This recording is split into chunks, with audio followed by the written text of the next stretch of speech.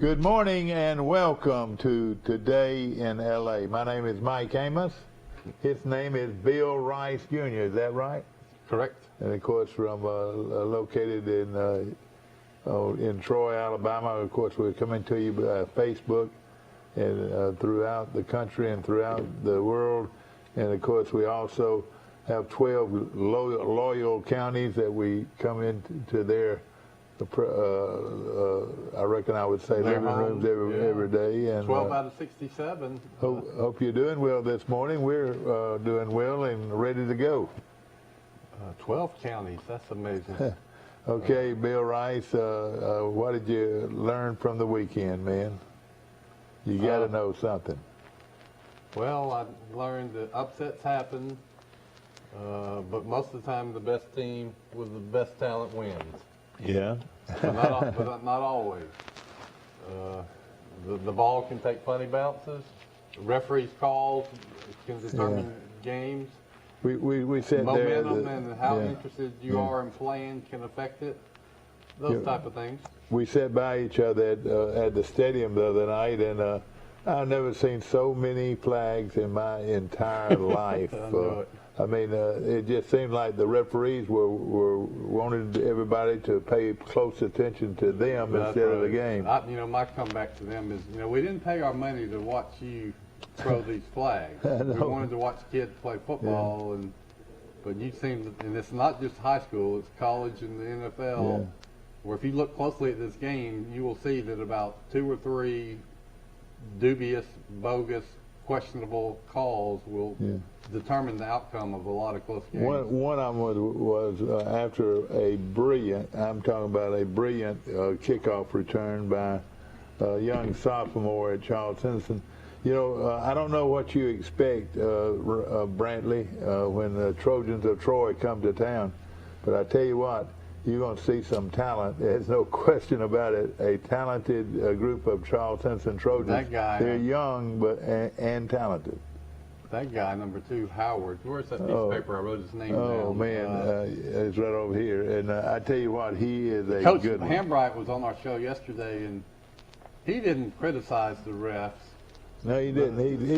But, you could read between the lines. I asked him about that kickoff return that was called back, and you could tell he didn't agree with the call. He said that, one, it was a block behind the runner. And Way behind it, wasn't it? It was just a Charles Henson blocker that was just blocking somebody downfield, and he just stayed with the block. And he kept his hands inside the shoulder pads. Well, I tell you what. So if it's me and I'm a referee, I'm letting that go. And what it did, it negated a beautiful kick return, which would have been that young man's 4th long-distance touchdown of the half. That half is unreal. And then I left the game. I left the game at halftime because I knew the Trojans were going to win it. Lo and behold, the same player is a defensive back, gets a pick 6 early in the 3rd quarter and runs it back 98 yards. I know it. So you count up his interception return, his punt return, his kick return, 2 long pass receptions for touchdowns.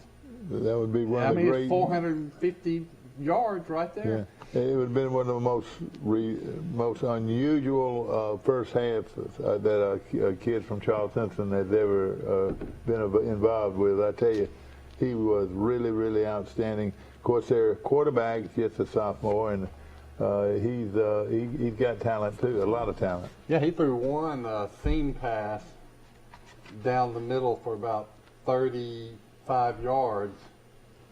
And I would have put some air under that. It was like pass. a rope, wasn't it? It was like a rope, though. He threw a bullet, That's right. 35 yards, and it was actually, right there where the guy could have caught it. And on the first play from scrimmage, he threw a 70-yard bomb to that same guy we've been talking about. Juwan Boyd. And I want you to remember that name, ladies and gentlemen. This is a talent that I've ever since Kincaid Pennington. Have I ever seen the talent this kid's got? Well, I think this guy can weave and cut and jump better than Kincaid. Was one of those running backs that just had great straight ahead speed. Yeah, that's right. Yeah, he was tough too. I mean, he could run through tackles. But it's going to be fun to watch Juwan and some of these other Charles Simpson players develop over the next couple of years. They just need to keep their nose clean, keep working hard, stay humble, and they're going to get really good results down the road. And several of these guys on Charles Simpson are going to have a chance to play college football, big-time college football. You know, we were talking this morning about Phil Steele, you know, the great prognosticator, I would say. And, of course, his magazine comes out every year. It's by far the best sports magazine that you'll find on college football. And, you know, one of the teams he had, number one, was Oklahoma. Well, of all the things said and done about Oklahoma, they still undefeated. That's right. You know, and one of the few undefeated teams in the country, and until somebody knocks them off, you got to put them in the playoff, don't you think? I would think so. Yeah. I mean, but it would be interesting if you had, well, let's say, one loss, Alabama beats undefeated Georgia. You still think that Georgia would have a strong case to be getting there? Oh yeah, no question. So that's Alabama and Georgia, 2 spots. Undefeated Cincinnati, it'd be tough to keep them out. That's 3 spots. I tell you what, though, I think and one loss, Ohio State is playing a lot better. I think it's possible you could have an undefeated Oklahoma that got left out. Right now, you've got to go with, you know, some people. One of them is Ohio State. Our buddy's got them playing real well, especially on offense. They're scoring a ton of touchdowns and you know, right now. And of course, Alabama, until somebody beats them. The key, though, one thing I think is going to happen. I think if Alabama loses to Georgia, they're out. Mm-hmm. Probably. If they win to Georgia, they're in. And then what do you do about an undefeated Georgia team? I mean, a once-beaten Georgia team. Alabama really needs to pull for everybody to lose and have some chaos. Oklahoma and all these others. So there's an outside chance that you can play really good against Georgia, lose, and maybe long shot get a chance. But you're probably right. But I've lost a lot of my hype about Cincinnati. I don't think Cincinnati's after Navy almost beat them. Navy been getting beat terrible about bunches, and we're getting beat, you know, and physically beating them physically. And I think Cincinnati might have lost their chances for a top 4 group pick. You know, if Alabama gets to the playoffs, which they've still got a big hurdle, they got to beat Auburn, and that's no easy task. But and Georgia in the if they get there and lose, I'm not going to be that disappointed. I consider it the first round of the playoffs, the SEC championship game. Instead of a 2-round playoffs, you got a 3-round. I mean, you'd have to beat Georgia at some point anyway. Might as well beat them in the SEC championship game. I'll tell you, everybody talks about Georgia. They are a great defensive team. I don't think they are a great offensive team. I think they've, you know. They're good, but not great. That's right. I think that's a good way to say it. And well, the question I have about Georgia, are they going to go back to the J.T. Daniels, or are they going to keep Stetson Bennett? That machine is humming pretty good with Stetson Bennett. I don't know if I would take him out. And taking a look at Georgia the rest of the way, and I've gotten some schedules here with me. We'll be checking on them and see how they look the rest of the year. It looks like they coast to the playoffs, don't you think? The conference playoffs. The Bulldogs? Yeah. Well, the one game that could trip them up is Florida, just cause. This coming weekend, isn't it? Yeah, just if Georgia puts all their pieces together, they could give Georgia trouble. I don't think they will, but it's in them. Let's say that. Yeah. If their offense executes kind of like it did against Alabama, and they get some breaks, but you know, Georgia's probably going to win, and if they get by Georgia, I mean, they got Georgia Tech. I think would be the only other team that can beat them, and Georgia Tech's not going to beat them. I tell you, Georgia Tech's improved, though. I reckon it's defensively, and it's still a long ways away. We still got a lot of football. Florida's like Alabama, though. They could lose to. I mean, Georgia's like Alabama. They could lose to Florida. Probably wouldn't matter if they went on and won the SEC championship game and beat Alabama or whoever it is. We say Alabama. Auburn controls their own destiny too, Mike. Yes, sir. They're playing very well. Let's say Auburn beats Ole Miss, which could happen. Oh, no question. I think it will happen. People are going to look at Auburn a lot different if they do that. Yeah. You say if Auburn beats Ole Miss in Auburn can certainly beat Alabama in Auburn. Auburn's going to be favored in every one of their last games, and they could end up in Atlanta. Wouldn't that be something? But, of course, the big hurdle for Auburn is Alabama, and that's going to be a big hurdle. Then they've also got Texas A&M left, too, don't they, on Auburn's schedule? Yeah, they have to get by Texas A&M, but I think they could beat Texas A&M. I do, too. No question about it. Mississippi State beat them, and somebody else beat them. Auburn can beat them. Oh, yeah, there's no question about it. Of course, I want to appreciate our sponsors this morning, Premier Dodge, Chrysler, Jeep, and Ram trucks on the bypass, where they've got another huge sale going on. And I believe you me, ladies and gentlemen, believe you me, the cars are there. A great selection of new and used cars and trucks. And I tell you what, Jason Gregory knows how to deal with them, too. And, of course, a great selection for you to pick out today at Premier Dodge, Chrysler, Jeep, and Ram trucks on the bypass. Well, one team we haven't talked enough about probably is Tightly Arch Patriots. They lose their first game of the year. The Coach Fountain's really good. It's Cambria County team. But then they just hit their stride again. Yeah, you got better every week. Better every week. I don't think. So you would say that Tightly Arch has a good chance if they take care of business of winning the state championship in 3A. Mike, that would be 4 consecutive state championships in men's sports. Oh yeah. And the second consecutive, it would be the second consecutive in football. It would be about a 3 or 4 point peat in baseball, basketball. Last year they ran football, basketball, baseball. Then they got a chance to do football again. If you went back the year before, that was the COVID year, they would have won probably the state championship in baseball, but they didn't have the playoffs. In other words, it's an incredible run of state championships.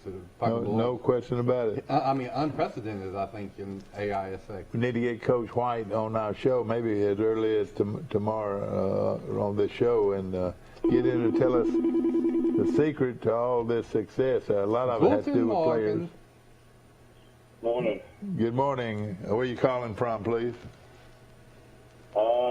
Drayton Beach, Florida, where the red tide is come in and you can barely breathe without coughing and you feel like you're about choking outside. It's crazy. What's causing all of it, Mike? The red tide. What is the red tide? Some algae or something? Yeah, I mean, it basically kills all the fish and really bad for anybody that has like asthma or anything, lung related. Can really, I have been pretty bad to be out and about.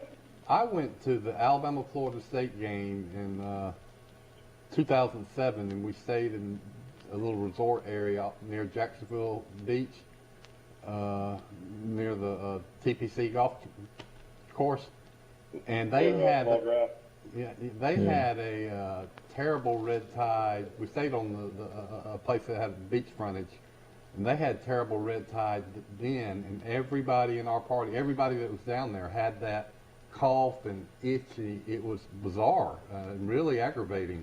So I guess that's the same thing you're going through right now. Yeah, I went to a restaurant, has my favorite wings ever, probably down here called Chiringo, and it's right on the beach, and they had to close down yesterday afternoon because the red tide was just so bad. I was literally just choking trying to walk down to the beach. And you said most of it has to do with dead fish? It gets in the air, though. I mean, Yeah. I mean, it gets in the air, and it's one of those things that's really bad in Bay County as well. It's been bad for about a week. I had some friends that came down from Nashville and were staying in Rosemary, and they were saying how bad it was in Rosemary as well. So, not a great time to be down at the beach, to say the least. Yeah. Man, there's always something that can get you at the beach. The red tide, which happens every couple of years, is bad. Seaweed sometimes makes the water ugly. Yeah, no question. Sometimes the water. Well, the thing they'll tell you about down here is bugs. There's like a yellow fly season. These little yellow flies that like will bite you and they hurt. And then there's like another season where you have deer flies on the beach that bite you as well, that hurt. It's kind of weird. You don't know about that if you live down here full time. You can step on a crab or something in the ocean. It's still paradise. I wouldn't pass it up. The worst are the jellyfish. We've all been stung by jellyfish. That's no fun. But it's hard to believe, but like Great Beach, there's really black bear. Like, I mean, I see them all the time on people's trail cameras. They'll show me pictures. Like, we have yet to see one, but they're black bears that roam around Great Beach. Isn't that hard to believe? I know it. Be careful. A lot of it had to do with that state park being there and all that open area. They come from the Tennessee River over to Mobile over. Is the way they kind of migrate. Let me ask y'all this question. Your kids like to play the game Would You Rather. Here's a Would You Rather. I asked my daughter this last night. We were playing Would You Rather. I said, would you rather be in a little pen, small pen, that you had to survive for 30 seconds with a bear or with an alligator? Oh, boy. Which would you rather do? Take the chances with? Oh, me. I think I'd take my chance with an alligator. That's what I told her too. It depends on the size of the bear. The bear's got claws and a bite. Yeah. An alligator, you're basically just trying to get by. I mean, try to get around that mouth. That's right. And a bear. Yeah. Both of them like red meat, though, don't they? Yep. So it's good this morning down here. That's about 62 degrees. It's going to be in the low 50s this weekend down here. Well, I know the same way I was in Birmingham, and it's supposed to be in the 40s up there. And, of course, got another weekend of, Alabama sits out this weekend, and Auburn has a great game with the Ole Miss, and that's going to be a good one. I watched Peyton and Eli. I did Monday too. Night Football, they're funny. Had Tom Brady as their guest for one quarter. Isn't he a class guy? He is a classy guy, no question. They were talking a lot or making fun of Eli because he had his number retired at Ole Miss. In fact, Peyton was wearing the Eli Manning number 10 jersey. Yeah. Boys can get down to 49 tonight, 48 tomorrow night, and then like next week, every night, going back in the 40s. So all right, so go be put on your coat, son. Weather, wouldn't you say? Halloween night, it's going to be 48 degrees. That's good weather for Halloween. I was looking at Florida. We were looking at Florida's schedule, and and you would say you would hope that Florida would, Georgia schedule, and you'd hope Georgia get at least one or two tough games before they would play in the championship game. But if they get by Florida this weekend, you've got Missouri, Tennessee, Charleston Southern, and Georgia Tech. Like you said, Rice, it's not much of a competition until they play. Where's the probably Tennessee? Are they Alabama. playing Tennessee at Tennessee? Yeah, Tennessee at Tennessee. Yeah. Yeah, Tennessee's better. It's Alabama. They got Alabama fans nervous for about 3 quarters. Yeah, well, they can score. But the problem is that they can't keep anybody else from scoring. It looks like, but that's the way it looks. And of course, Auburn, like you said, is really playing good football, and their game with Alabama could be crucial toward the who plays Florida for the Southeastern Conference Championship. In the preseason bets where you bet the win totals, I jumped on Auburn. Their win total was 6.5. That would just mean they just had to win 7 games for you to win your little bet. That's right, yeah. So if Auburn beats Ole Miss, the 7 should be a lock. I liked Auburn at the first of the year too, and that's going to be... Hey, we need to talk about something else, though, that other people are starting to talk about. Say Auburn wins the Iron Bowl and wins out, goes to the SEC championship, they might not have their coach because he's got to get a vaccine, and if he doesn't get it, he is FIRED without a job. Yeah. How does that work? You think Auburn's fan base and their chancellor, president, boosters are going to fire Hartson if he beats Alabama? That'll be interesting. Well, I'll tell you what, they have to. It's the law. It's the law, Mike. There's no way in the world they'll let that happen. If they're going to fire the economics professor or the secretary in the business department, I guarantee you they're going to have to fire everybody that doesn't comply with them. So it's just something to watch. It'll be interesting to see what happens.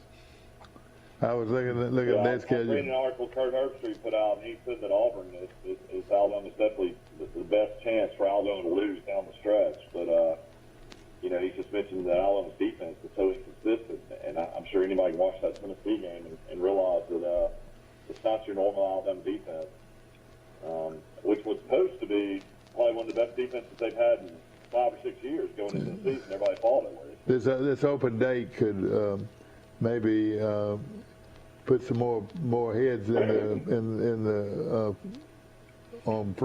the front, because Alabama's front, like you said, is supposed to be the best around, but they need to get Sanders back. Outside linebacker defense end. He replaced Christopher Allen, who was all SEC.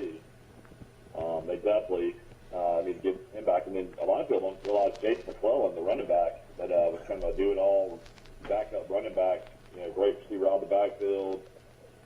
They don't seem to trust these other running backs, and Brian Robinson average about 25 carries a game. I don't think anybody in their wildest dreams thought Brian Robinson would be getting this many carries. Did you, right? No, that's right. But he's a warrior. I like him. He is a gamer. He is tough, and he's a good all-around player. He blocks. He can catch. He runs hard. I have noticed that when they put in other guys, they're not bad. I think they could do. And then the third-string running back that's coming back from the really bad car accident, he's looked pretty quick in the little mop-up duty he's got. So I'm encouraged. I'm encouraged about him. Will he be back soon, Mike, or what's the deal with him? No, he's out for the year. Running back's out for the year. Oh, there's rumors that Christopher Allen, who broke his foot against Miami, that there's a possibility he'll be back. So we'll see. Waddle came back from that injury. Yeah, when they lost him, that was after only 5. That was after 5 games. Waddle came back to the national championship. This kid though is their best down lineman defensively. Allen. Well, I mean, Anderson's their best, but Allen's probably their second best for sure. But Anderson, Allen weighs 300 pounds. Anderson probably weighs 240, doesn't he? No, these guys are all outside linebackers, defensive ends. How big is Allen, Mike? About the same size. He's probably about 6'4", 250. Yeah, okay. So they're not totally huge then, like a lot of defensive fronts are. Is that right? No, Anderson's not big at all. I mean, Anderson looks like a little Derek Thomas. Yeah. I know he plays hard, no question about it. Well, maybe I also see that country in fact right now. There's a guy, a defensive lineman named LeBrian Ray, that's had injury after injury since he's been in Alabama, but he was a 5-star prospect and has talent.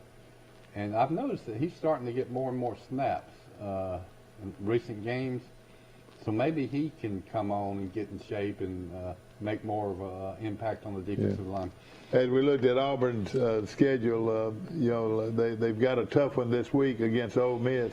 Then they got to go to A&M and then Mississippi State comes to town on the 13th, and South Carolina on the 20th, and then the Alabama game is on November the 27th. And like you said, you've got some obstacles. Really maybe three big obstacles: Ole Miss, Texas A&M, and Mississippi State. Well, that means that if Alabama Auburn's November 27th, the SEC championship game, I guess, is like December 4th, the week after that. Yeah, that's right. So this vaccine firing deadline is December 8th. So even if they fire Coach Harsin, they would have to fire him after the SEC championship game. Well, if he loses the next 3 in a row, maybe they will fire him. I wouldn't say. Will Anderson's 6'4", 243 pounds. Yeah, and their front though, those big strong guys up front, that's where you got to worry about, keeping those guys healthy. What helped Alabama last year is that at the end of the year when you needed it, you had a player that emerged and was disruptive in the middle, Christian Barmore, who's now starting for the New England Patriots. So Alabama needs somebody like, if you can have some kind, look at Georgia. I mean, if you have a nose guard or defensive tackle that can just get in the backfield and sack and stuff the run, that makes all the difference. Yeah. Want to mention that the booster. It's funny, Christopher Allen, the guy that got hurt, is 6'4", 242. So they're the exact same guy, a pound apart. Oh, really? Will he be back, Allen? I wonder if he can come back next year. Can he does he have a redshirt year if he wanted to? He's already a redshirt senior. You'd have to think he'd try to go to pros. Yeah. I don't think he'd want to come back again and risk injury. Yeah. Yeah. Well, hopefully he'll come through. Of course, the other night. We got to get ready for this. We got to get ready for this Troy game, man. It's only a few days away. I know it. Troy and Coastal Carolina on Michael, this Thursday night. Did you read the story about Reggie Todd?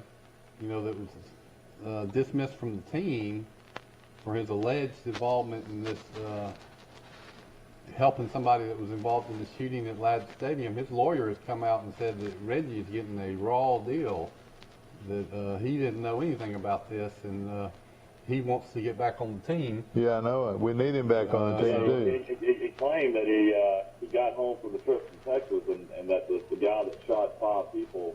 Allegedly shot 5 people. Allegedly, yeah, well, it's on camera, I think. Okay. But attempted murder of 5 people at a football game at Ladd Stadium. And Ladd Stadium, by the way, is now Mobile City Schools will no longer play there. Oh, boy. There's a lot of security issues there playing at Ladd. Yeah. That came out. But, yeah, apparently he came back from Texas and the guy was sitting in his house. Yeah, he couldn't help that. And he had no idea what had happened in Mobile. I mean, he was playing football in Texas Saturday night and got back Sunday. Yeah. So it would have taken him a while to learn what the heck happened and why that guy was there. I guess it's one of those stories. You don't know who to believe type kind of story. Well, you wait, and that's right. In those situations, you withhold judgment, and I say give your player the benefit of the doubt. Innocent until proven guilty is what I would say. I tell you what, even if you did know, wouldn't you do all you could to be as nice to that guy as possible, knowing the guy just shot 5 people? Yeah. I would have been as nice as I could and helped him in any way. Try to get him out the door as peacefully. Because I mean, it was already stated he left the gun there and a phone. Oh man. So, I mean, that would have been that could have scared anybody enough. I hate it because our guy, we saw him in the drugstore not too long ago. He's a very nice guy, no question about it. Well, it's going to hurt Troy. It's going to hurt Troy though, because Troy's already missing Geiger at receiver scores. Other than Tez Johnson, the kid out of Simpson Valley. In fact, I would say he was Troy's go-to guy, really receiving. Oh, he had NFL type talent. He's a matchup nightmare. Yeah. 6'5", 220. We could use him Thursday night. We won't have. Do you think they could get his eligibility back by then? If they drop the charges. I don't think everything gets involved with lawyers and stuff. He won't be cleared for this week for sure. Yeah. Well. They also said they charged him with marijuana possession, which was Michael had a funny line. He said, "What college student doesn't have marijuana these days. But his lawyer says he says he took a marijuana test. He has no marijuana in his system. The marijuana wasn't his. Well, when I go to Las Vegas on Saturday, they'll be smoking marijuana on the street. And lots somewhere out there, they smoke it everywhere. It's legal in Vegas. It's legal in about 12 states. Yeah, it's kind of a recruiting disadvantage for those states that don't legalize it, because like you say, probably 60% of the athletes use it. This show is brought to you by Premier Dodge Chrysler Jeep on the bypass right here, and of course in Ram Trucks, a great selection of all those vehicles, and right now a super sale going on at Premier Dodge Chrysler Jeep and Ram Trucks. Get ready to save, used car buyers. It's the one and only Repo Joe sale. Premier's inventory is packed with trade-ins, auction purchases, lease terminations, and of course, repos. All you pay is $27 down, some are just $89 a month. The Repo Joe sale at Premier Chrysler Jeep Dodge Ram. Run it. Welcome to ESPN College Football. This is going to be wild. Run it.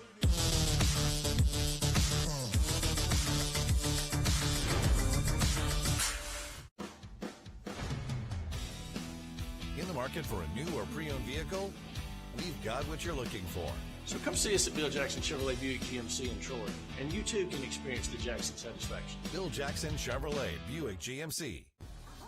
You'll have nothing but fun at the National Peanut Festival, November 5th through the 14th. See clowns, magicians, the tourist circus, along with amazing midway rides. For you animal lovers, we have racing pigs, the Sea Lion Splash Show, and livestock exhibits. Don't miss our concerts, including Randy Houser, Gabby Barrett, and Parmalee. All brought to you by these great sponsors. Visit nationalpeanutfestival.com for details. A personal touch, a high level of trust. Whether it's checking and savings accounts, personal or business loans, or our local friendly service. That's what Troy Bank and Trust customers expect. But now we offer more. Free identity theft protection for our new and existing customers, protecting your family's time, money, and good name from identity theft. Because protecting your identity is now a big part of our identity. Thursday through Saturday, it's the Repo Joe sale at Premier Chrysler Dodge Jeep Ram. All you pay is $27 down, then make the payments on the windshield. Bring your trade. We'll give you top dollar. Visit RepoJoe.com to find your bargain. The Repo Joe sale at Premier Chrysler Dodge Jeep The Ram. Repo Joe sale is going on at Troy Cable. It's going on at Premier Dodge Chrysler Jeep and Ram Trucks in Troy, and of course, great sales and great opportunity to walk away with a outstanding new or used car and truck. The thing about it is, how about this? $29 down and $79 a month can put you in any used car out there. Is that right? That's what their ad says. It's awesome. Big news in high school football. Leroy and St. Louis will both forfeit football games and be ineligible for the Class 2A playoffs this season. Both schools self-reported the Alabama High School Athletic Association after playing an ineligible players. Leroy was 7-2 overall, 5-1. Oh yeah. It was said to be the second seed in the playoffs.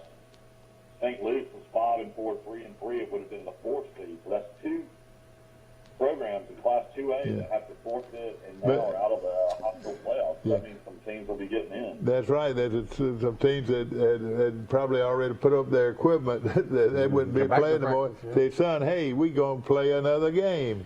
You know, I think we've gone through that at Charles Simpson over the years, and where they found out right at the last that they were eligible for the playoffs. And some of them, you have a vote, say, oh, I want to go on and play basketball.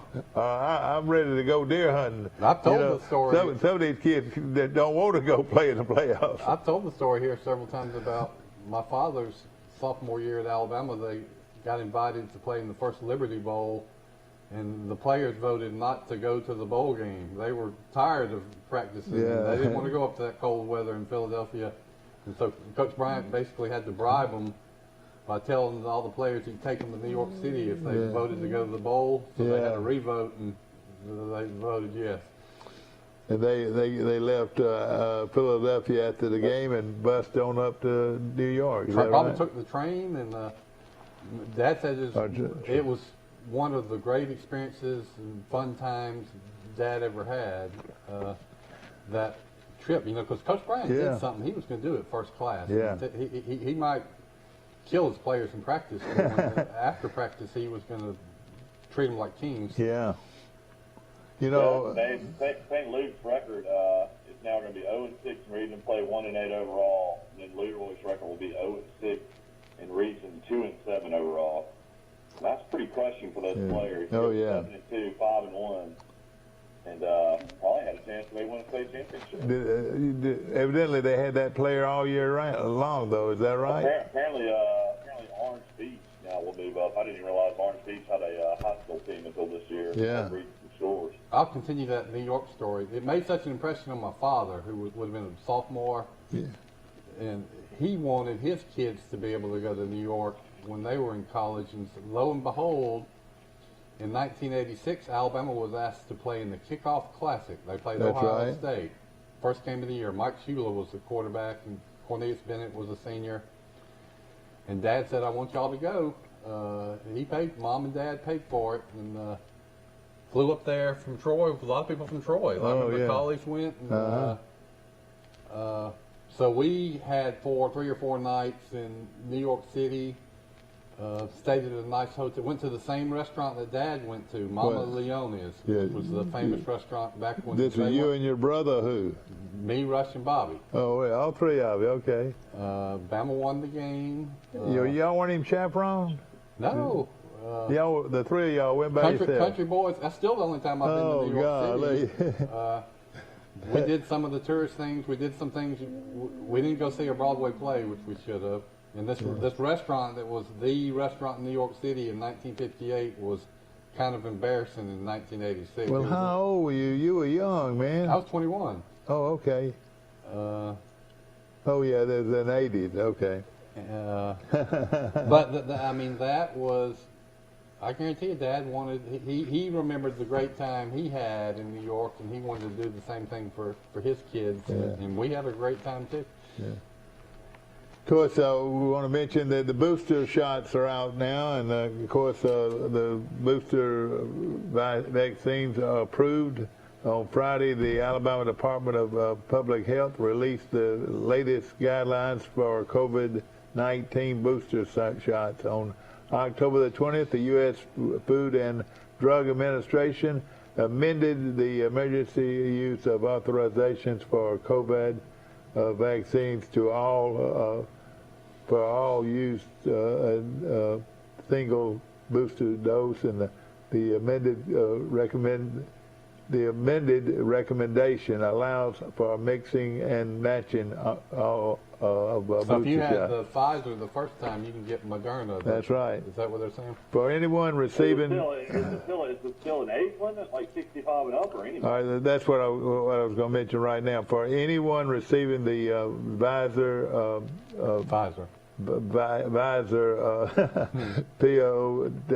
Tech or the Moderna vaccines, the following groups are eligible for the booster shots 6 months or after vaccines.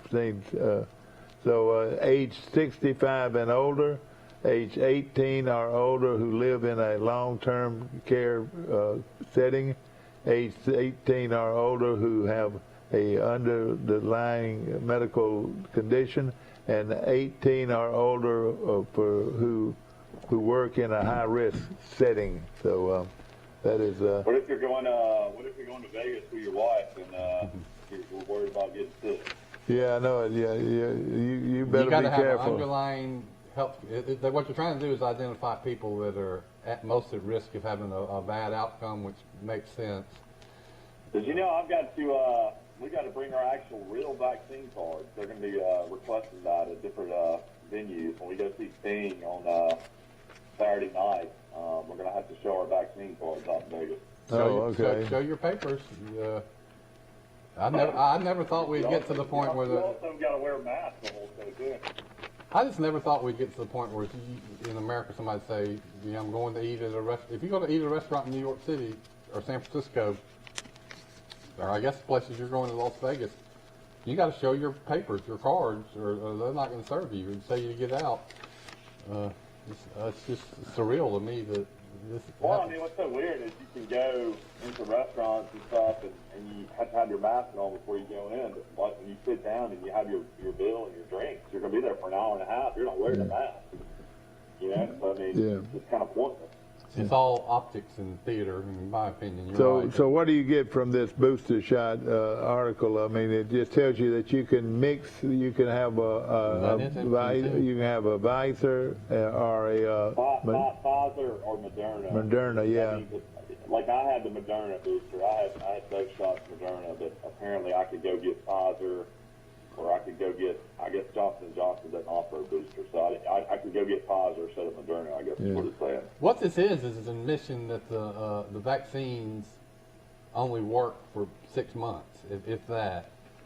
I mean, the evidence is overwhelming that the people are getting the virus and transmitting it to the others, but it seems to be, after 4 or 5 or 6 months.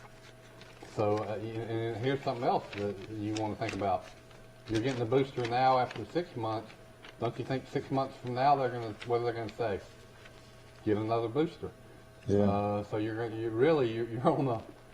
It's like you're paying a subscription and you got to pay it every 6 months. So you're on the wagon wheel of the booster shot every 6 months, I guess. Is that right? Yeah, my mother-in-law just had the booster, and she had died fever and almost like flu-like symptoms for a day, but she's fine now. Your sister had a little bit of that, and but hey, nothing bad, and she's off and going now.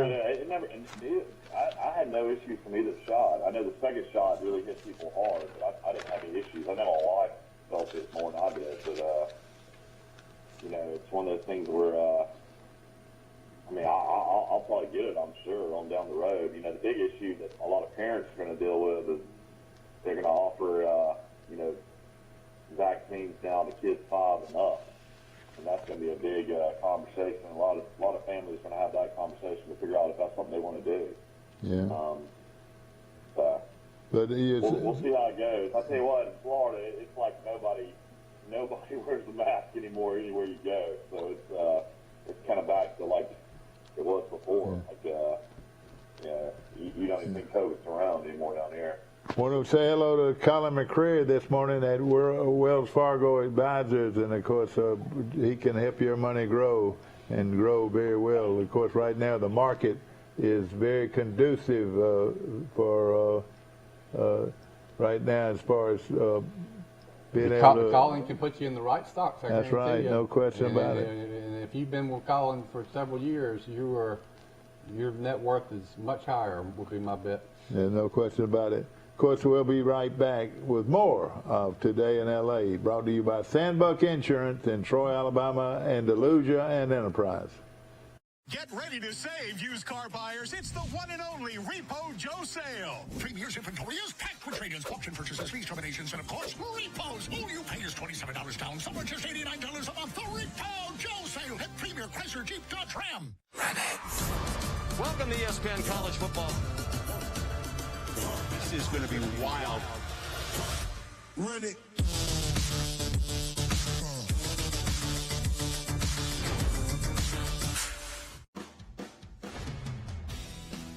In the market for a new or pre-owned vehicle? We've got what you're looking for.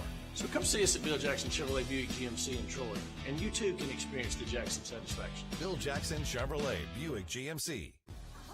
You'll have nothing but fun at the National Peanut Festival, November 5th through the 14th. See clowns, magicians, the tourist circus, along with amazing midway rides. For you animal lovers, we have racing pigs, the Sea Lion Splash Show, and livestock exhibits. Don't miss our concerts, including Randy Houser, Gabby Barrett, and Parmalee. All brought to you by these great sponsors. Visit nationalpeanutfestival.com for details.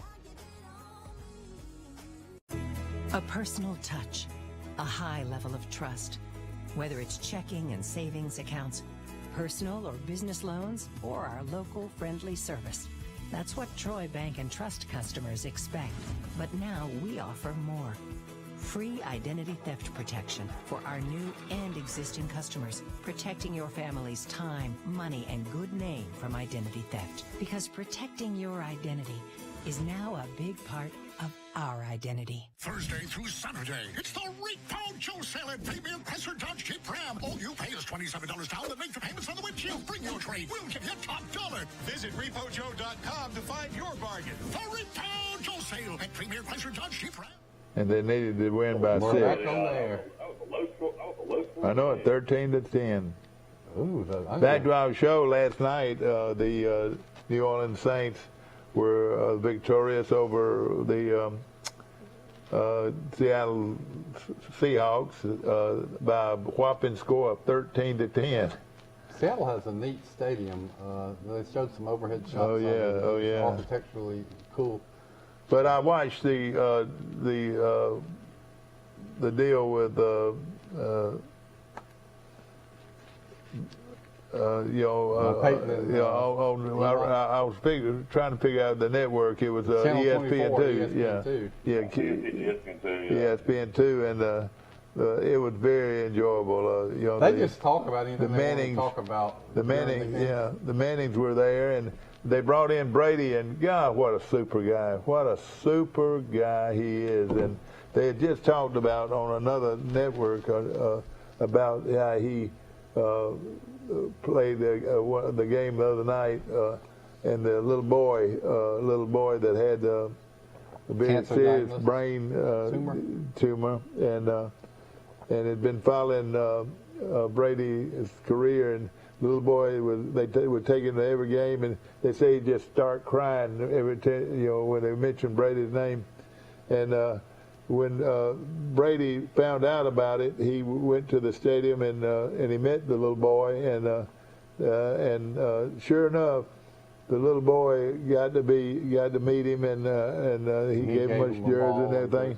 Yeah, and then the little boy's battling cancer. and then he went back to the hospital, and he was cancer free. Oh, and Brady had spent all that time with him, and you could tell he was just thrilled to know that little boy now was cancer free. Good for him. But Brady is a super individual, and how could anybody not like Tom Brady after watching him? Brady's my age, which is hard to believe. He's like 44, 45. Yeah. Brady he has been playing in the NFL longer than some players in the NFL have been alive in their whole life. Well, they say he does. First of all, they say he eats right. He's real conscious about what he eats. Mm-hmm. And when he goes to bed, he normally goes to bed at 8 o'clock. They said last night, and they kept him up late doing their show. And but he just died. You could tell he and the Mannings are good friends. And they just kept him in stitches. I'm gonna make he had a good time. They were the great quarterbacks. Well, there were 3 of them on right there: Brady, Peyton, and Eli. You could throw in Breeze. You could throw in Rodgers for Green Bay. You know what they all share? Incredibly high IQs. They're all very, very. You know who else who has that trait? I'm here to tell you. Mac Jones. Mac Jones. Oh boy, he's gonna be a great one. But I'll tell you this, something about Breeze. He is, if you look at him, he is not at all a physical player. He did all those things, but he's a little bitty guy. He reminds me of some of the old guys like Eddie LeBaron and some of those guys. Breeze is barely 6 foot. Yeah, but he was very talented. Boy. Well, the Seattle quarterback was hurt. That's why they lost. Russ Wilson. Difference he's winning and losing. And he's small. All these, the quarterback for the Cardinals he's the smallest quarterback I've ever seen. Yeah. He's about the size of Doug Flutie. We need to mention the Braves will start the World Series tonight in Houston. That game will be at 7:09 Central Time. 7:09 Central Time. The Braves in Houston. First time in the World Series since 1999. I had a couple of buddies that went to the game and were posting videos. And man, that crowd was raucous when they got that final out. Yeah. Who was it turned out to be the hero of that series, Mike? a kid named Eddie Rosario, who they got in a trade from Cleveland, and the kid was hurt and wasn't even able to play when he first came to Atlanta, and then pretty much played lights out the rest of the season, and had 3 home runs and 9 RBIs, hit over 500 in the series. Well, he's not the one that had 3 in a game, though, is he? No, that was Taylor for the Dodgers. Oh, yeah. That guy liked to pull them through, didn't he? But the Braves, will be playing Houston. Of course, everybody in baseball hates the Astros because they feel like they cheated like 4 or 5 years ago when they won the World Series. So I'm sure everybody will be pulling for the Braves. When they were, other than people from Texas. I don't mind it. I don't hate them. But I wish it was the Red Sox or the Yankees. But Yeah. I mean, I'm like you. I mean, it's hard to even believe the picture of Houston being in the American League. and I'm not that way. I'm not much of a baseball fan. I used to be a huge baseball fan. Yeah, you were. And all that, but I get a kick out of people that are. You'd be surprised about a lot of stay-at-home moms and a lot of I would say elderly people and enjoy those Braves as much as anything. You know who used to love them was my mother. Yeah. She would sit and watch a game, and she had a scorebook. She would keep Yeah. score Oh yeah. on the Superstation watching the game. Uh-huh. That's back when you had Bob Horner. Yeah. And, Oh yeah. Murphy. even before them, Biff Pocoroba and all those guys. But Mike, I can't imagine how many nights I'd stay out watching the Braves. Yeah, I know it. You're right. I used to be addicted. I couldn't. I watched every game, every. So inning. Murphy was I got a lot better over the years. Mr. Freeman, I've been told the story. Steve might be able to confirm it. That he was one of the first cable companies that carried the Superstation, Ted Turner Superstation. Yeah. Uh-huh.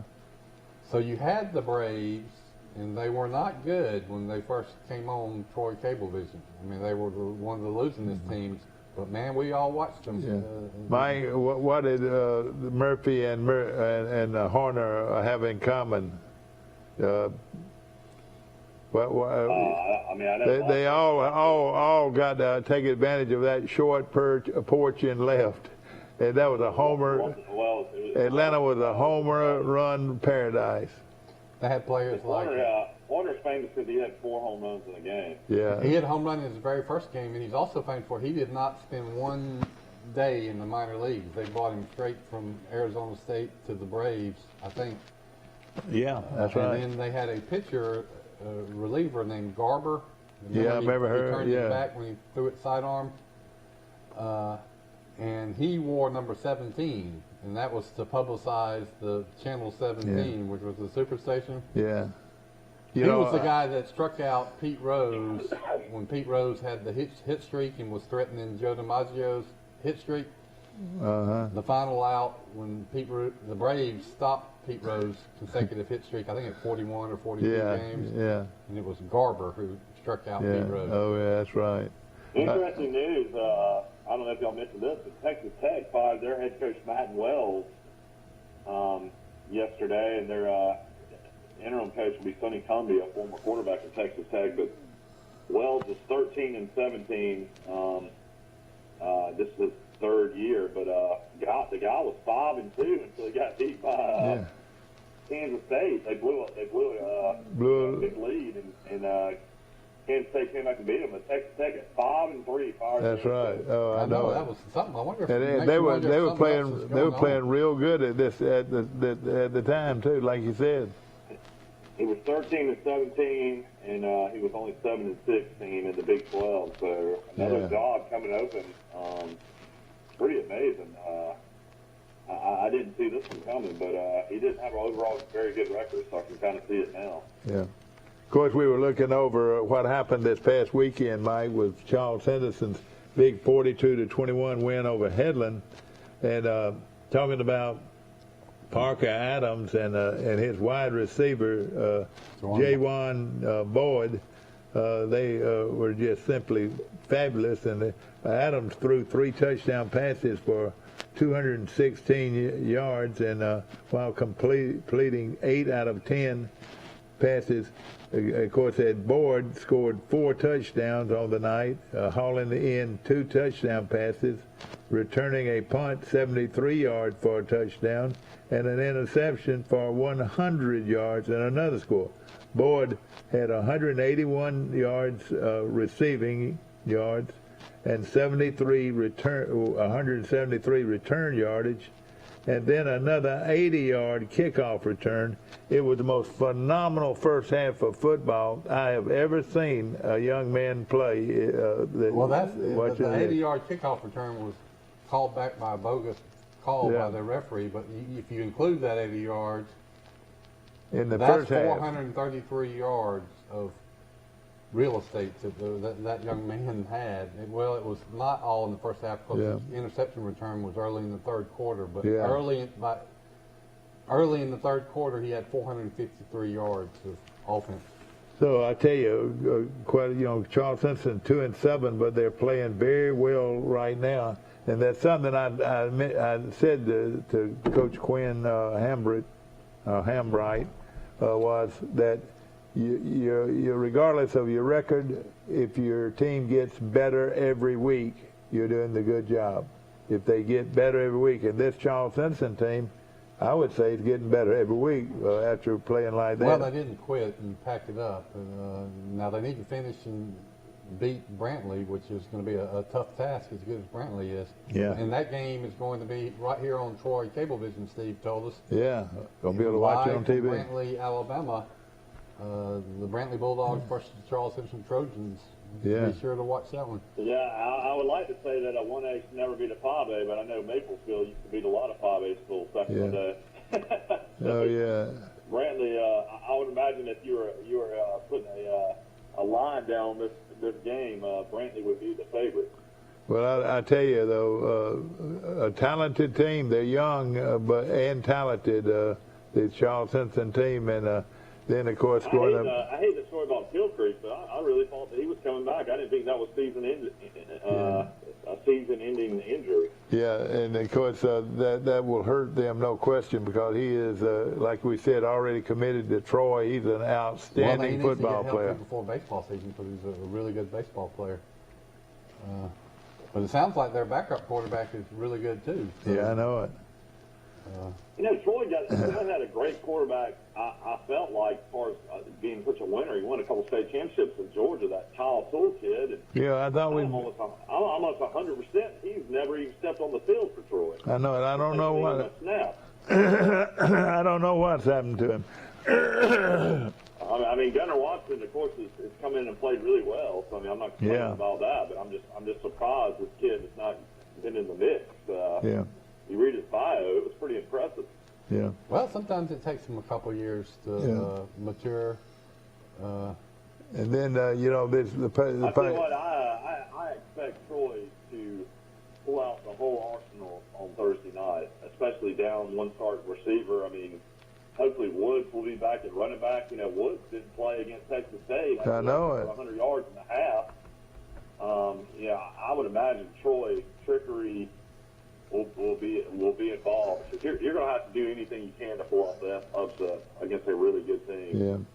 Well, I'm looking forward to it, and I hope Troy will play hard. And I think these off days have really helped Troy. And of course, ladies and gentlemen, that game can be seen right here on Troy Cable on ESPN2, Mike.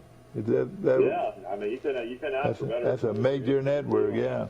On a Thursday night, I mean that's great exposure. I think they might be going up against a World Series game maybe that night, but I'm not sure. Maybe they're just going to play. I don't know if they're going to play on Tuesday and Wednesday night or Tuesday and Thursday night. Yeah. All right, Mike. That game, of course, will be at 6 o'clock. 6 o'clock kickoff, or do you know? It says 6:30. 6:30. ESPN2. On ESPN2, so that's going to be some very interesting watching that game. Of course, we got an unfinished business with Coastal Carolina. That's 2 years in a row they've sneaked away with victories that Troy could have had. You're right. The ESPN game that night can be horrible. going to be South Florida and East Carolina. So I would imagine more eyes maybe will be watching Troy, Coastal Carolina than South Florida, East Carolina. Oh, yeah. And we really look forward to that. And, of course, appreciate Sanders Trucking Company. Of course, nobody can beat the services that Sanders Trucking Company provides every day when they're out on the roads of.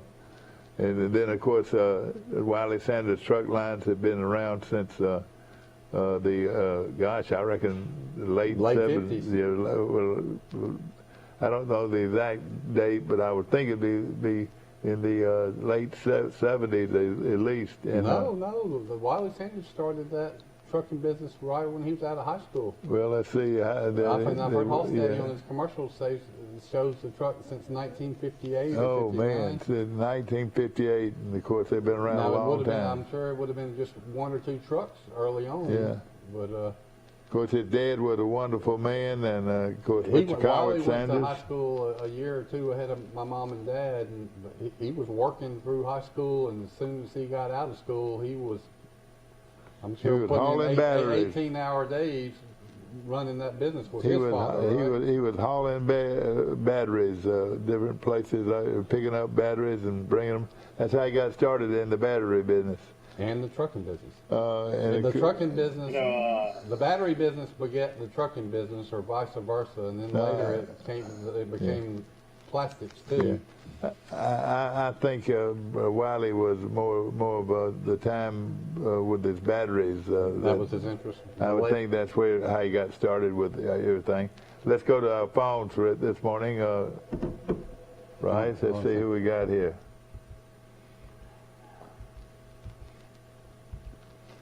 Good morning. You're on Today in L.A. Billy Max, how are you this morning? Good Hey, morning, Max. Max Howell calling in from Fulton, Mississippi this morning. Is that right, Max? Doing great. How you guys? From downtown Fulton, Mississippi. Is that right? Well, just kind of down the road. Yeah, I'm in the outskirts. I'm on the river.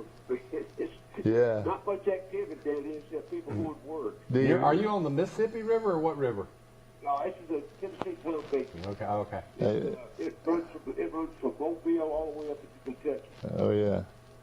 You see a lot of barges and stuff that go past? Oh, yeah, it's navigable daily. I mean, Yeah. pretty big boats go up. Can you fish off your porch? Oh, yeah. Isn't that great? I can put a boat on my back porch. You go to Mobile or somewhere just south of Piper, Kentucky. Oh, man, that's a lot of fun. You need to try that, Max. I want to hear you get on a boat and go all the way down to Mobile. Yeah, Max. I'm going to tell you. I tell you a quick story. It's, when I first moved here, a friend of mine, guy just sold his business, bought this boat, asked me to go out and just go up the river on it. They were going to a race up in Kentucky. And I had it figured in my head. It was just something a little bit bigger than a houseboat. You'd sleep, 3 or 4 people. So I said, I'll tell you what, guys, I'll buy the gas as we go take a group up there. I drive up to the dock. It's a 56-foot Hatteras. Oh, man. Oh, my goodness. That was when it held 800 gallons of gas. Oh, no. The gas at that time at the pump was $2.50 a gallon. So Oh, gosh. I didn't have to pay it though, thank goodness. I said, I'll tell you what I'll do. I'll go get us some hamburgers and hot dogs. Well, how was that? Was that good living on the river? Oh man, I'm gonna tell you. Yeah, I'm the luckiest guy in the world. I just, things just drop in my lap sometimes. I've worked hard all my life, but I've been fortunate too. The health has been good. I've got great friends up there. I'll never leave this county. Edward County is like Prattville, Alabama in 1950. Well, tell me about you got the Ole Miss Rebels, 6-1. Mac Corral is playing hurt. I mean, what he did against Tennessee the other night was incredible. And then he played another great game against LSU. But Ole Miss has got to get healthy, Max, to pull up. And I guess, will be an upset at Auburn. They're 2.5-point favorite. Auburn is. What do you think about that game? That's a pick-up ball game. Michael. If you got less than 3 at home, that goes either way. I give Auburn the edge in this for playing there. If they were playing it in Oxford, I'd take Ole Miss in a heartbeat. They just play better at home, and they do have they're not a big state. 65,000 is a overflow for them. They had a great crowd this past weekend. They retired Eli's in Jersey and really had a great turnout. But the fact is, that was the year that Auburn's coming up next. And they don't have depth. The injury situation, Corral carried the ball against Tennessee 30 times. And you're right, he's not over that yet. Lane Kiffin knows that. And he's trying to prevent. The kid's such a competitor, though. He goes in the pocket, it breaks down, he's out. He's going to run. That's why they play the game. We'll get a chance to see how it works out. I mean, do you think Ole Miss's defense? I mean, they definitely are playing a lot better than last year. I mean, do you think they can find a way to contain this new Bo Nix we're seeing that played against Arkansas? Well, their goal is going to be ball control, Michael, to keep them off the field. They got both their running backs are back healthy now. I think they'll absolutely try. They'll play fast now. I'm gonna tell you, they'll play down, and as soon as that official steps away, they'll snap the ball. So Auburn have to get ready for a much faster team than they played up to now. That's the way they'll try to ball control it. They understand where their defense has been. It is somewhat improved, but they don't have the talent on that side of the ball, and they don't have the depth on the offensive side. So I mean, it's a run for them right now. But I'll give it to Kiffin. He's put together a pretty successful tenure right now. Recruiting's gotten better, but when you go into Auburn, you better look to play. I think everybody knows that. Yeah, no question about it. Well, that's gonna be it. What time does that game kick off, Michael? Do you know? I want to say it's 2:36. Isn't it? Oh, it is. I think it is. Is it the CBS game? No, that would be Florida and Georgia, wouldn't it? That's Florida and Georgia. Yeah, let me see when Ole Miss Auburn is. I was just looking at it. I'll find it. Mac, what are they saying in Mississippi on the radio shows and just how public? I mean, they think Kiffin's going to potentially go to LSU? No, he's dropped way down. Right now, probably Bell Tucker's the number one candidate in Franklin out of Penn State's number 2. That's the order they're going after. Well, Franklin's style went really down against Illinois. Boy, that was a brutal loss to Illinois. The coach pretty much had told every single player on the team that they weren't good enough to play for him, and they still came out and won the game. Yeah. Well, I think that will play a role. Tucker's emerged as a leading candidate right there out of Penn State. Of course, they got to play Michigan this week, so we'll get a chance to see. How about the coach out of Tucker's out of Michigan State?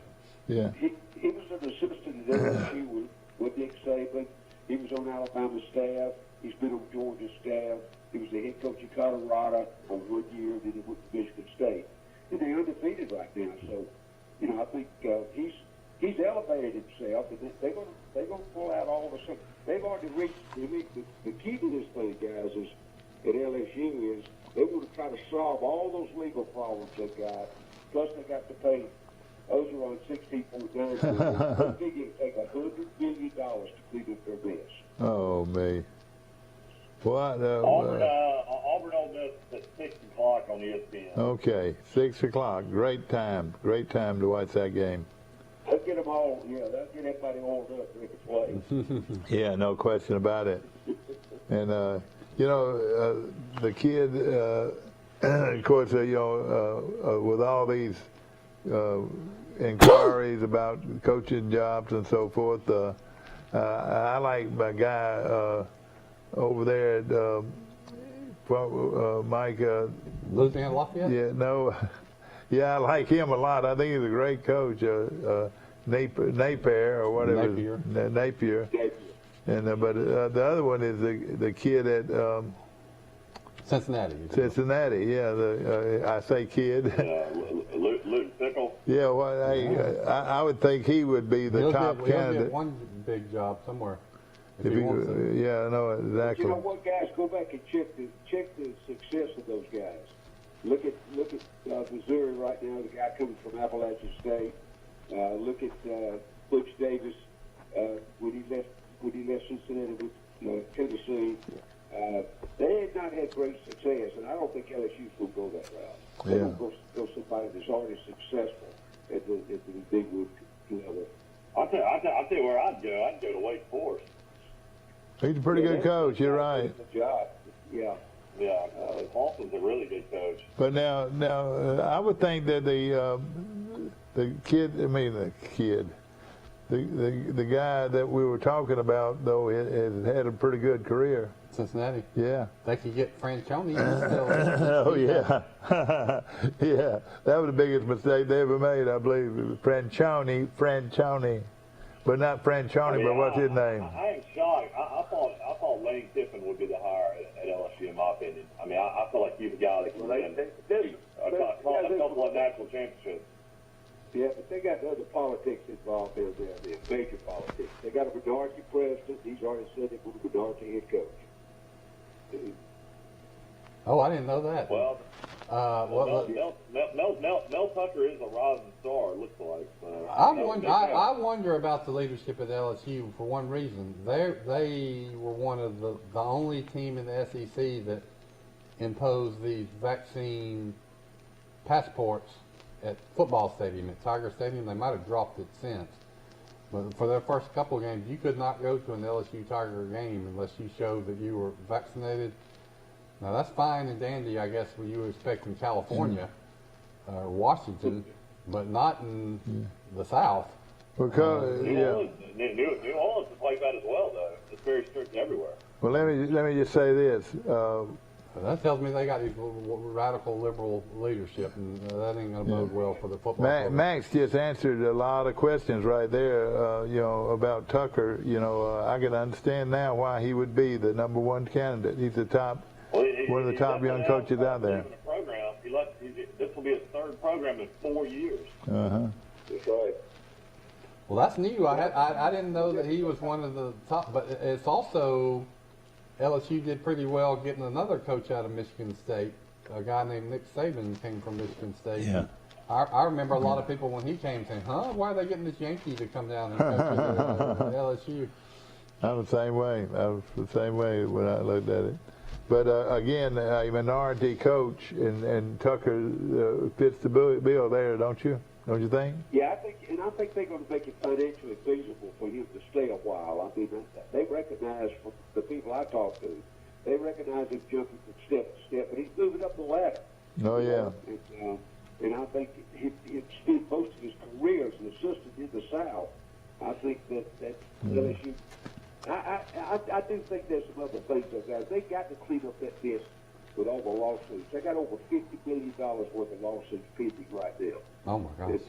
They've got to get that stuff cleaned up. It's going to affect the recruiting. It's going to affect the operation of the university. In fact, a lot of it's federal stuff, the Title IX program, university with athletes and attacking women, and a lot of stuff that's just been swept under the table. And of course, you guys know this too. What part of that program down there has been under investigation for 3 to 4 years? That's the basketball program. And they've done not one thing about that. They got I mean, the coach is on tape talking about making a big time offer. Paying the players. Yeah, I mean, it's crazy how he kept his job. I got a good lawyer. See, so there's got to be some other things, the legalities internally that's keeping that thing like it is. And somebody's got to clean it up somewhere before it's going to get better. Yeah. I always thought it was strange that basketball coach, he gets Trendon Wofford out of Mountain Brook Hospital State Player of the Year 2 years in a row. How in the world did he get it I know it. Mountain Brook to go to LSU? Oh, boy, you're exactly right. Well, that wasn't the player. That wasn't the player that he called the Alabama Mississippi State game correct. You said it was going to be a 30-point blowout, and then of course Alabama struggles against Tennessee. I mean, this Alabama team, we were talking about it yesterday, just does not have that killer instinct, and it's making a lot of bad decisions. It seems like, a lot of penalties they're getting, and then they're dropping a lot of passes. Yeah, there's a communication problem. Coach Saban addressed that yesterday. Now, that's up to him to get it straightened out. I was on the show with press release yesterday morning, and that came up, and we had a good discussion about it. And some of the guys there was been in and out, have been around Coach Saban a while, but he understands that 2 weeks to step out. The communication, the two big plays that lost the defense to the 28 was out of position, took the wrong path. He was still looking at the sideline for the call when they snapped the ball.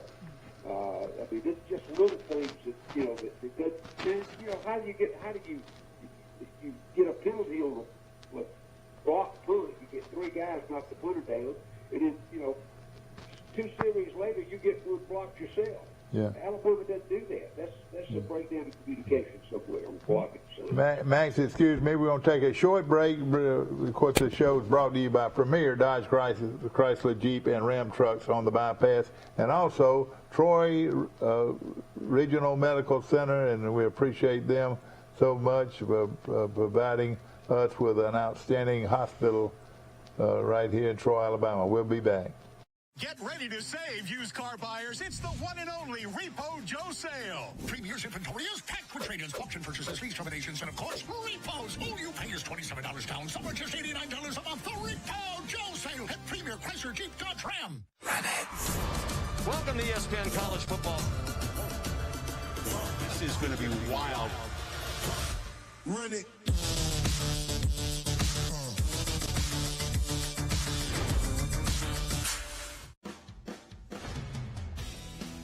In the market for a new or pre-owned vehicle? We've got what you're looking for. So come see us at Bill Jackson Chevrolet Buick GMC in Troy, and you too can experience the Jackson satisfaction. Bill Jackson Chevrolet Buick GMC. You'll have nothing but fun at the National Peanut Festival, November 5th through the 14th. See clowns, magicians, the tourist circus, along with amazing midway rides. For you animal lovers, we have racing pigs, the Sea Lion Splash Show, and livestock exhibits. Don't miss our concerts, including Randy Houser, Gabby Barrett, and Parmalee. All brought to you by these great sponsors. Visit nationalpeanutfestival.com for details. A personal touch, a high level of trust. Whether it's checking and savings accounts, personal or business loans, or our local friendly service. That's what Troy Bank and Trust customers expect. But now we offer more.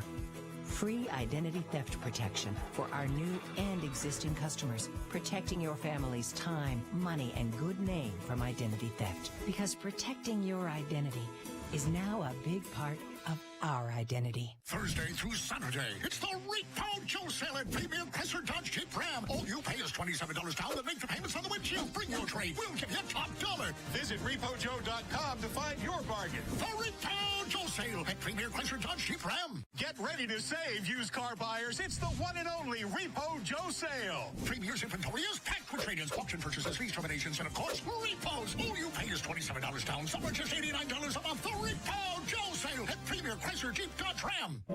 He's good. How about Repo Joe this morning out on the bypass? Our new commercial with Premier Dodge Chrysler Jeep had Repo Joe is the new guy. Great commercials. And of course, Max Howard's our guest, and of course, Max, as we do every week, we want to know how you feel about it, and tell him about it, Mike. Who he's got to pick. Well, I mean, we got a decent schedule this week. It's not as good. I mean, I guess the biggest game to start off with would be Michigan State. And, Michigan is for real, though, I think. Don't you, Max? I think he is. I'm taking Michigan in this ball game. They look big and physical. They look real physical. Well, I think Harbaugh's finally got it in offense. His defense has been reasonable, and the defense is playing very well, but they got a couple of running backs up there. They're going to run the football probably 30, 40 times in that ball game. Yeah. And I don't know what the over and under is, but I'm going to say probably 54. Where's that game being played? That's going to be in East Lansing. Yeah. Ooh. But that's going to be a good one. Michigan's a 4-point favorite. This will be the early game on Fox at 11 o'clock. I guess, Max, we need to mention you're a Troy Hall of Famer now. Your Troy Trojans, well, had an off week. We'll travel to Coastal Carolina and play on ESPN2 on Thursday night. Which Coastal just lost a heartbreaking game to App State by 3. Coastal's a 19-point favorite against Troy. What's your opinion on that game? Well, Coastal, I thought, had a good year. Up until they play half. And Appalachian State's always good, though. They play at home. And I did look back when I did a show on Thursday morning this past week, and we covered that ball game in depth. The Appalachian State has rarely ever lost 2 ball games in a row. At home, they play twice as good. So, that's no surprise to most people that Coastal lost to that. But Coastal's got a good football team. I've got some reservations about how they build those programs, but that's just based on having worked in the business for 25, 30 years. But, again, Troy will have to play hard. I mean, they got a lot of talent. They use the portals and got transfers. They use some community college kids. And they get a rainbow amount of pure freshmen that come into that program. Where they're located. Also, I forgot to ask you this, Mac. What do you think about Southern Miss joining the Sun Belt? That's going to be official this week. Well, that's Jerry Clemens. I mean, he made that deal. I can promise you. He loves in his time at Troy. He loves to got to know all the folks. And I thought it was a great move for him. Oh yeah. Will Hall. I'm gonna tell you guys, Will Hall's a good football coach. He stepped into the situation though was way over his head. He didn't think it was as bad as it was. And, but he'll build it.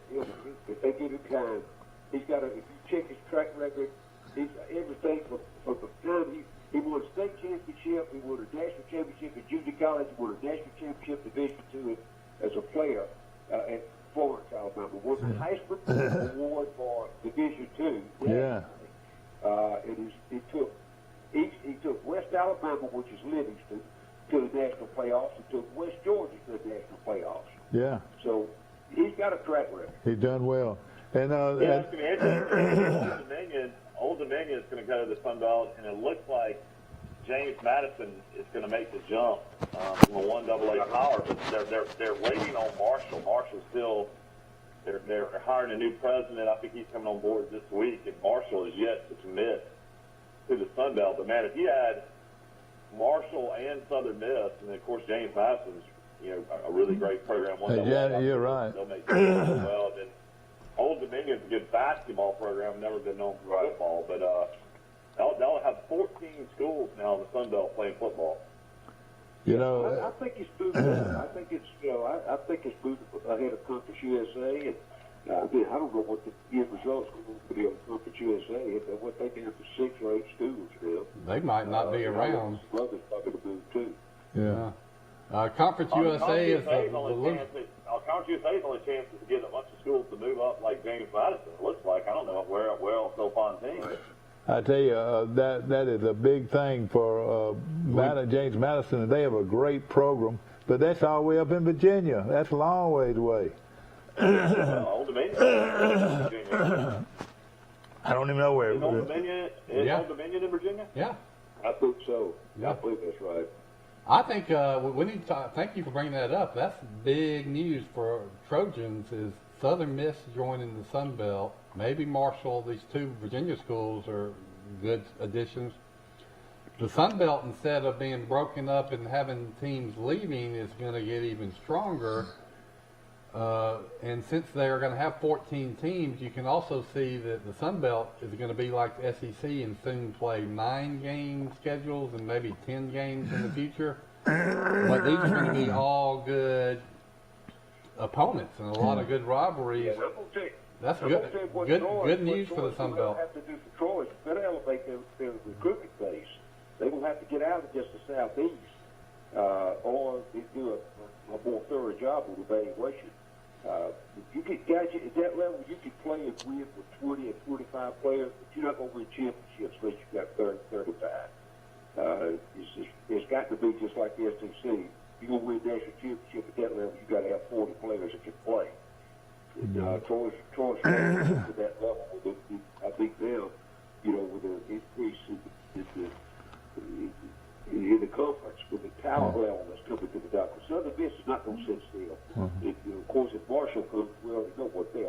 Well, what we have is we have Troy playing Southern Miss every year, probably. That is good for Troy. Yeah. James Madison. Troy is in the Eastern Division. I guess Southern Miss will be in the Western Division of the Sun Belt. So yeah. Well. In fact, I never would have said this a month ago. Florida State travels to Clemson. Florida State's won 3 in a row. Clemson is 4-3. Clemson is a 10-point favorite, 9.5-point favorite at home. You get Florida State a chance for the upset? Yes. Well, they have such a long way to go. We talk about the best that Coach Norvell had. And I thought he was the right guy for the job at that time. But again, I don't think anybody knew how bad, how bad the talent level was. And I think people have recognized that. And I think they'll give him another year or so. Because I know all the rumors, they exploded here that Dion was going in, to get that job. Well, that ain't going to happen right away. Norvell is going to be the guy. It certainly it'd be a huge step if they could win that game this weekend. Look, guys, we talked about Clemson in the open ball game. If you remember, we looked at that quarterback kid play at that level. Yeah, wow. If Dabo has continued to stay with him, and you see where they've been. Their offense just has sputtered like crazy, unlike what they've been able to do in the past. Yeah, they got a way to go as well. A quarterback away, they don't have it at Clemson. You're right. Right. And then we got the world's largest cocktail party. Georgia, 14.5-point favorite against Florida. Florida's run defense must be atrocious after LSU's running back rushed for 300 yards. What do you think Georgia's running back are going to do? The 14 that ain't going to stand up. Just forget, I'm going to say probably going to be 25 or 30 points in that deal. Georgia finally got it, and I've made the statement before. Kirk was planning to recruit players that can overcome his coaching. And I think the defense play, that front three really disguises himself as Georgia Bulldogs because they play in the NFL on Sunday. They're as good as I've seen as a long time. And Dan Mullen, that staff, they got defensive problems, and Todd Grantham's on his way out, and everybody knows that. He keeps making decisions on his quarterback situation. He's internal question there about how he handles the quarterbacks now. And I don't think he's in any danger this year, but if he doesn't get it straightened out, if he finds himself in this situation this time next year, then we make another coaching change in Florida. Back to that LSU game, I'll take the 15 points that you're getting in Florida State. I just think this Florida State, this is a huge win in Florida, and it might be the turnaround win for Coach Norvell. The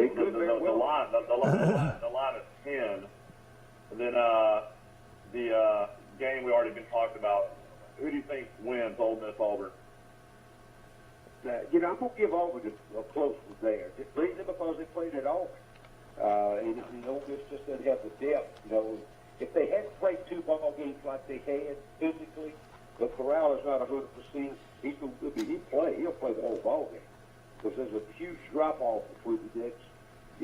Publey's the other guy, and he plays wide receiver more than he does. He takes snaps at quarterback most of the time during the week. And then the young freshman they got there just, he's not ready to play yet. So it's going to be Corral. They're going to just have to hog tie him in his pocket. If the pocket breaks down, he's got to go down and throw it away.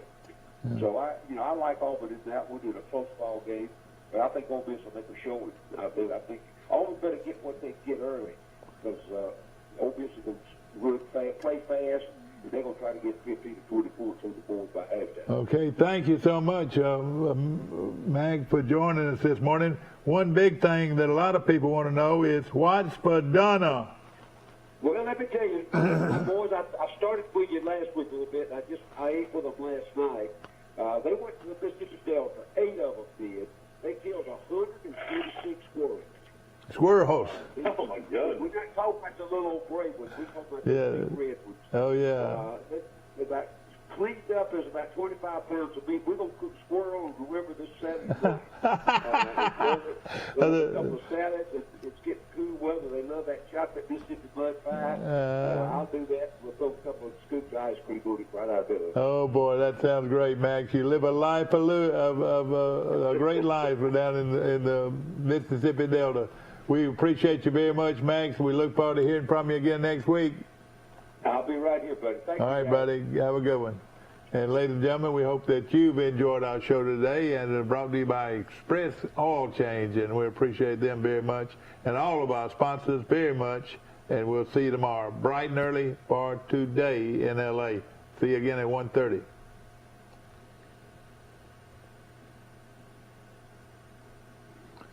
Wonderful, wonderful. All right, Rice. He says we're off, we're off, we're off.